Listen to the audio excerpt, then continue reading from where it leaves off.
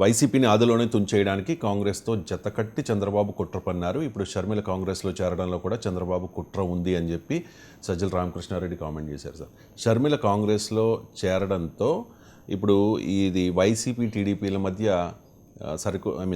రాజకీయంగా విమర్శల పరంపర కొనసాగుతోంది. సో కుట్ర ఏదైనా ఉంటుందా? అంటే షర్మిల చేరకపోవడం కాదు, ఆంధ్రప్రదేశ్లో వర్షాలు పడకపోయినా చంద్రబాబు నాయుడు కుట్రే అంటారు వైసీపీ. సో అనుమానమే లేదు మీకు. ఆంధ్రప్రదేశ్లో తుఫాన్ వచ్చినా అది చంద్రబాబు నాయుడు కుట్రే అంటారు.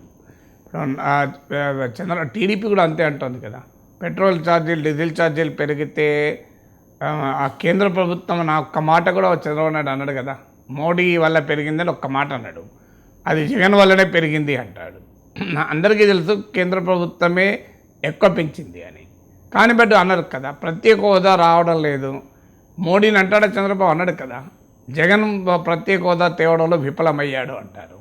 విశాఖ స్టీల్ ప్లాంట్ మోడీ ప్రభుత్వం ప్రైవేటీకరిస్తుంది, చంద్రబాబు నాయుడు మోడీని ఒక్క మాట అంటాడు అన్నాడు, జగన్మోహన్ రెడ్డి ప్రైవేటీకరణను ఆపలేకపోతున్నాడు అంటారు.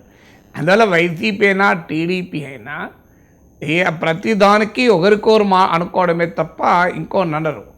మీరు వైసీపీ అన్నది బీజేపీని, టీడీపీ అన్నది బీజేపీని. సో ఎందుకు అంటే ఆంధ్రప్రదేశ్ రాజకీయమే రెండు పార్టీలు, ఇద్దరు వ్యక్తులు, ఇంకా పచ్చిగా చెప్పాలంటే రెండు కులాల మధ్య చీలిపోయి ఆ స్థాయికి వచ్చింది కనుక ఏది జరిగినా, నేను చెప్పినట్లు మీకు ఆంధ్రప్రదేశ్లో తుఫాను వచ్చినా కూడా అది చంద్రబాబు కుట్ర అనే జగన్ అంటారు, అది వైసీపీ అంటుంది.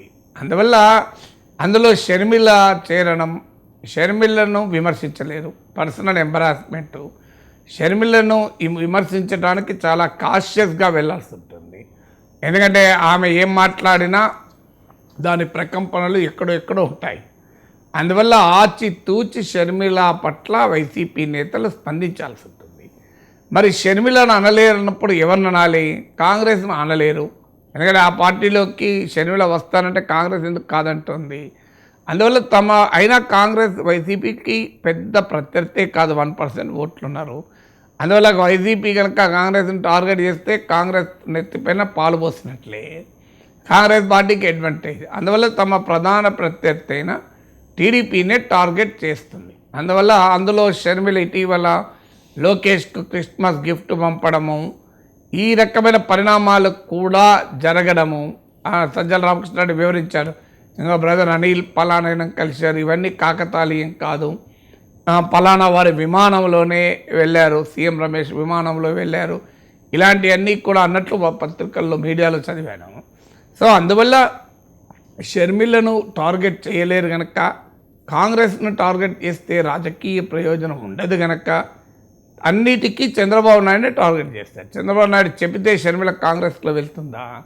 చంద్రబాబు నాయుడు చెప్పినందుకే షర్మిలకు రాజకీయంగా ఏ పాత్ర జగన్ ఇవ్వలేదా? జగన్మోహన్ రెడ్డి కనుక పొలిటికల్గా ఆమెకు సరైన గుర్తింపు ఇచ్చుంటే, అసలు ఆ కుటుంబంలో తగాదాలే లేకపోతే చంద్రబాబు నాయుడు ఏం చేయగలుగుతాడు? ఎప్పుడు కూడా కోడి గుడ్డు పొదుగుతుంది, కానీ పొదుగుతే పిల్ల రాదు. లోపల తెల్లసొన పచ్చసొన ఉంటేనే వస్తుంది. తెల్లసొన పచ్చసొన లేకుండా నువ్వు ఎంత పొదిగినా కోడి గుడ్డు నుంచి ఏమీ రాదు. అందువల్ల ఎక్స్టర్నల్ వారు ఎప్పుడు కూడా ఇంటర్నల్ డెవలప్మెంట్స్ను ఉపయోగించుకోగలుగుతారు తప్ప వాళ్ళే ఇంటర్నల్ డెవలప్మెంట్ సృష్టించలేరు.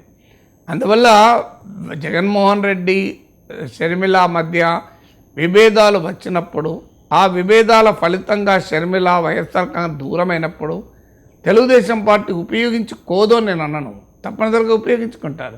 తెలుగుదేశంలో ఏమైనా